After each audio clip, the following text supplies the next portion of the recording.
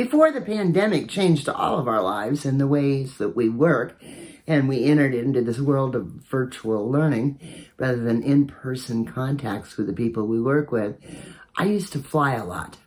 In fact, I would spend about 200 days a year on a plane going somewhere to consult or to work with organizations and so on around the country. And I got to thinking about it, that this is a great opportunity. I'm meeting or could meet so many people. I could really be spreading the word in a way that I'm not. And maybe that would contribute more to the awareness and understanding and support for our programs. So I decided I'm going to try this. And I got to thinking, how am I going to introduce this to people? And I thought, well, in a simple way, what we all are doing together in this work is to change the world. So I'm going to start with that and see what happens. And I got on the plane the next morning, and I decided my best bet here, if I want a captive audience, is I'm going to take the middle seat. By choice, by design. It's a fairly short flight anyway, about an hour and a half.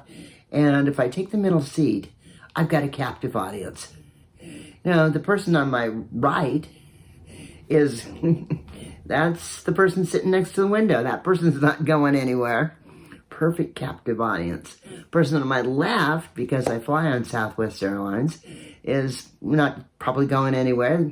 He or she could be looking around, but there's no seats available. They used to fly full. So perfect opportunity to take the middle seat. So I get on the plane the next morning. Got this idea in mind. I'm going to try it out. What can go wrong? Who knows? But let's try it anyway. So I'm sitting in the middle seat. A guy comes on and he sits next to the window. A woman comes on. She sits in the aisle, next to the aisle. So everything looks good to me. I've got things all positioned. Good to go. Let's try it out. So I'm waiting for the guy to say what normally people say when you fly. What do you do? And I said, well, my colleagues and I change the world. And he said, wow, that's interesting. I haven't ever heard that before. What does that mean? And I launched into this discussion of what we all do. What we all do that we really do that changes the world, the lives of the children and young people and their families and communities and all of it. But I said it in a pretty succinct, clear way. And he said, I had no idea this is all happening. I used to think about, after school was just like this little program taking care of kids and so on. But I had no idea it was this big. And so I said, well, okay, enough about me. What about you? What do you do? And he said, well, I'm the assistant superintendent of a county office of education. I said, great. Where is that? He said, well, it's in, this town in the Central Valley. And I asked him what the town was, and he told me. And I said, wow, that's really interesting, because I'm familiar with what's happening there, because there is a program there, just like the ones I talked about, exists in that county.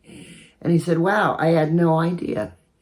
And I said, well, next time, when you fly back to fly back home, why don't you go out and have a look and talk with whoever the director of that program is and see what's really going on. So I said, I'm going to do that. I'm really interested in this now.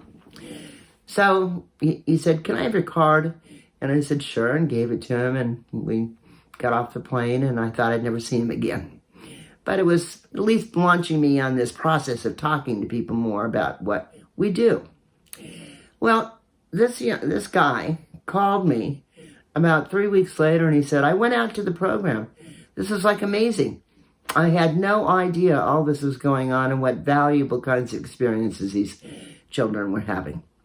And he said, is there a possibility that you could come to our district meeting and you could talk with folks about this? Because I don't think other people know what's happening either.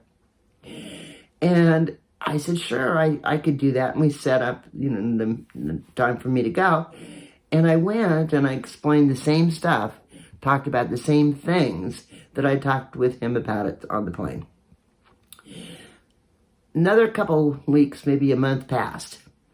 And he called me again and he said, Andy, this is just amazing what's happened.